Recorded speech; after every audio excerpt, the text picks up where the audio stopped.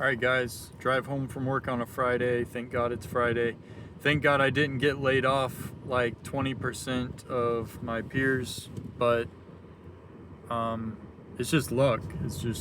I just so happened was not in the random drawing to be laid off. Could have just as easily been. But anyway, back to Aethir. I'll just make a comment on something that someone said, which I think is a valid point. They said, please go 90% Ethereum and 10% Aethir. Aethir is an extremely high risk project. And yeah, I totally agree. Aethir is extremely high risk. So let's take a look at my portfolio allocation right now. All right, so that's 58% Aethir,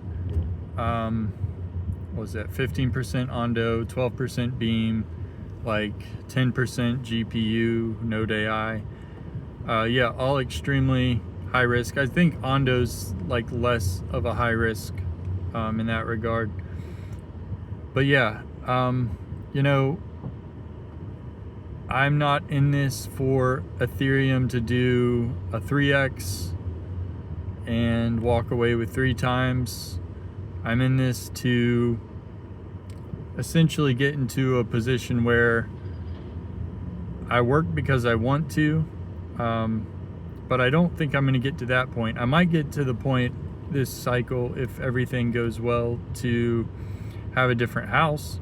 But why am I so heavily? Because if it doesn't work out, I'm just going to be doing the same thing I am now, and if it does work out, well, things will be a lot better.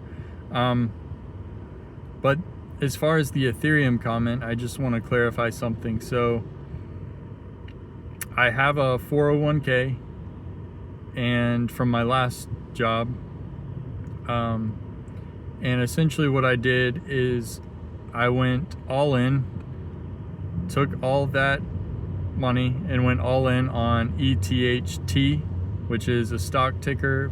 It's an Ethereum 2x leveraged ETF.